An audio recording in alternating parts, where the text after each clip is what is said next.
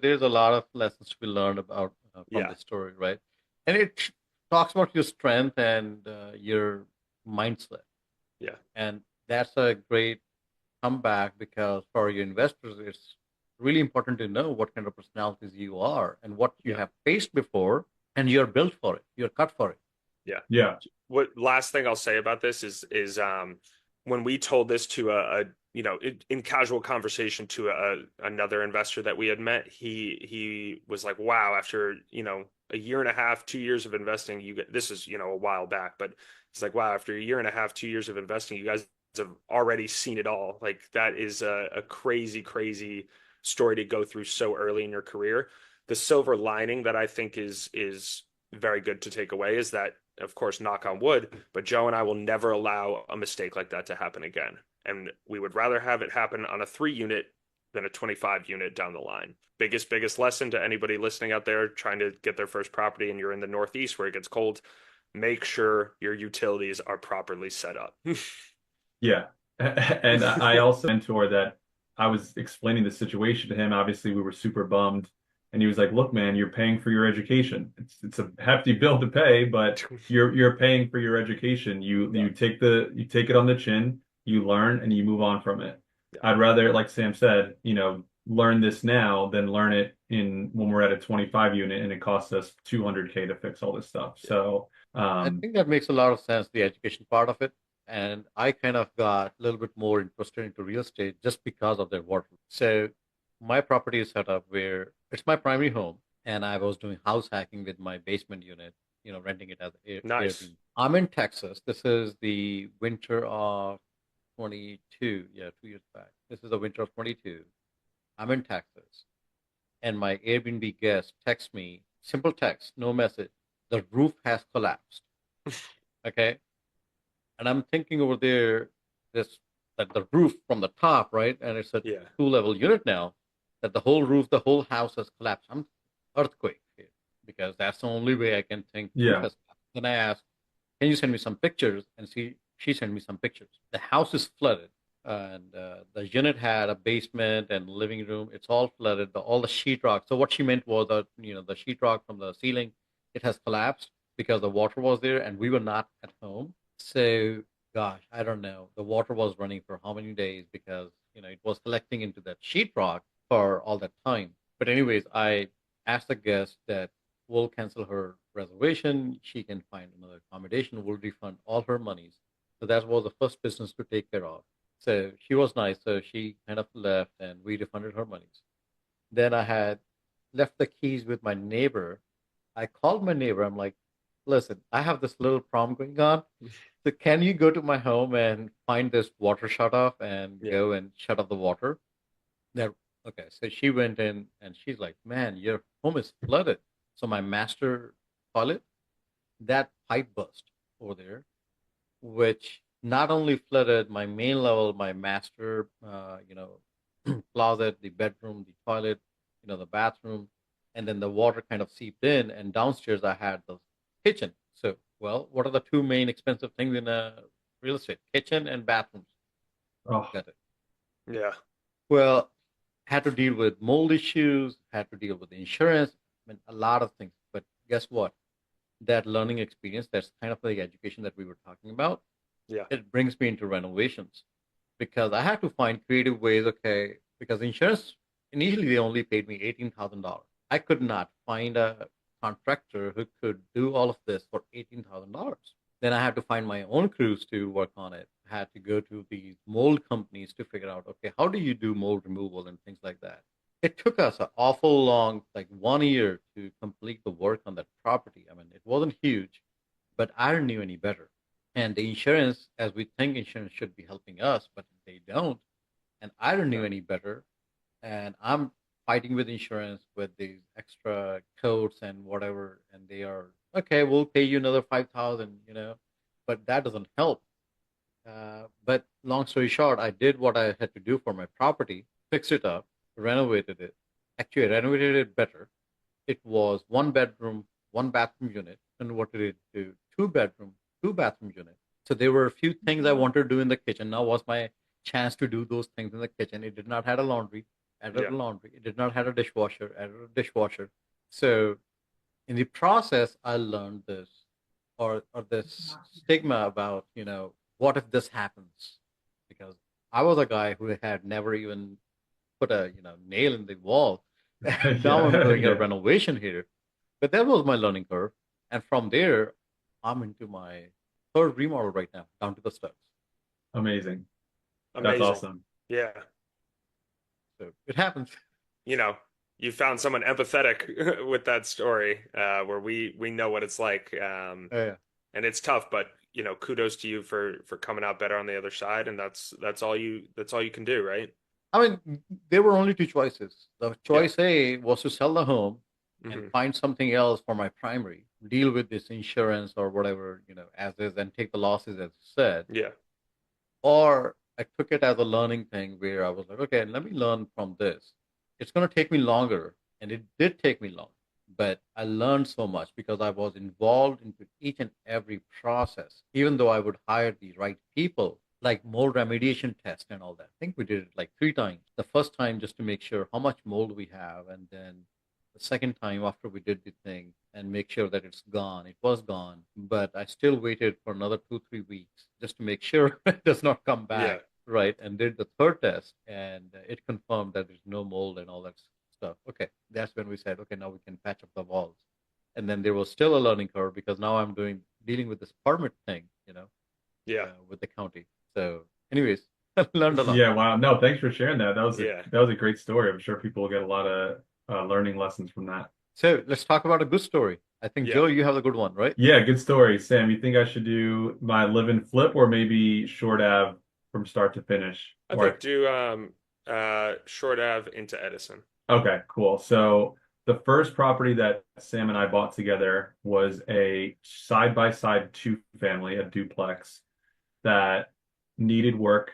It had like green shag carpet, purple and pink walls, um, you know, kind of gross flooring, but all of the the the skeletal aspects of it, the mechanical aspects of it were in good condition. The heating, the air, the plumbing, the foundation, the roof, the siding, all of that stuff was in great condition, but everything was just kind of like ugly on the inside, which is exactly what we want and what I recommend to people when looking, especially for your first deal, is you want to have good bones but ugly guts. So we found this property and the stuff that Sam and I couldn't do ourselves, like the flooring, maybe like painting the entire units.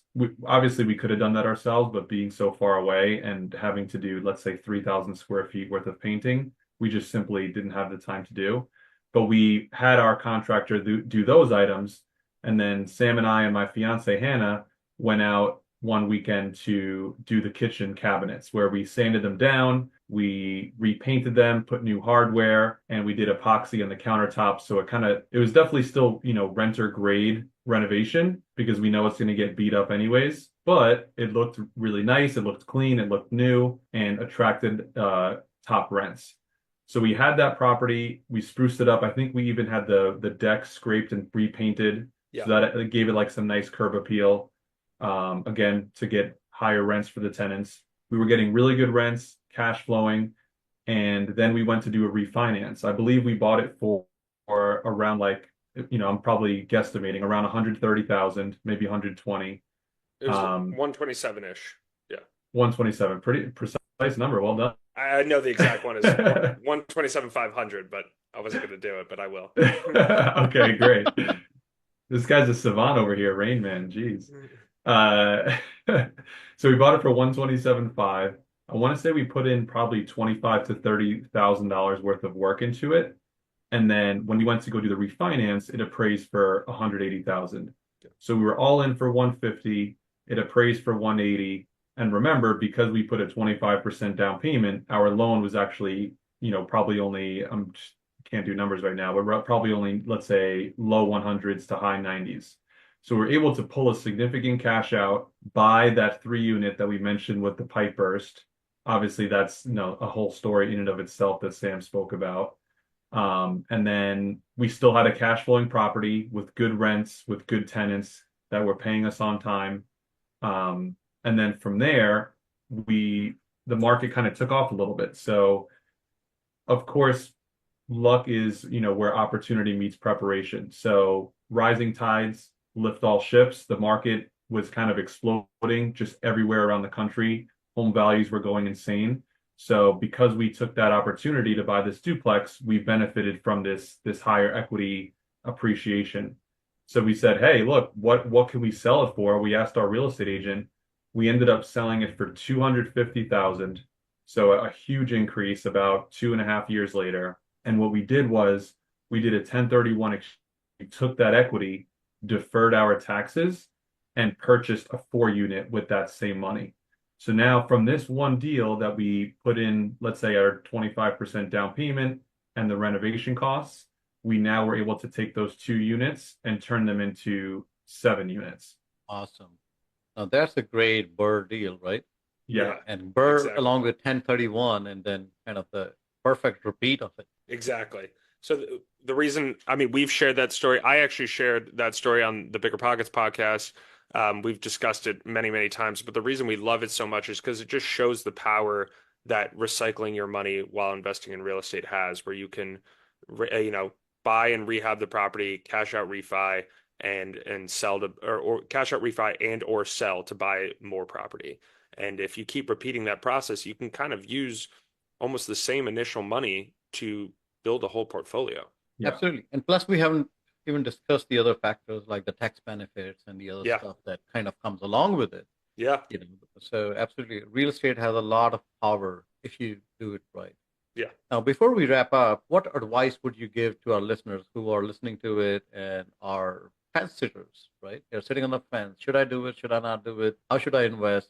So what kind of advice would you give them? I would start by saying definitely don't get frustrated. I think that what happens to a lot of people, especially in a competitive market right now where interest rates are high, prices are high, it's tough to find a good deal. A lot of people, they analyze, a couple deals a week for about a month. They can't find anything that works. They give up. They say, okay, I'll check back in 6 months. In those 6 months, they're not doing any work. They're not learning. They're not analyzing the market. They're not seeing any potential deals.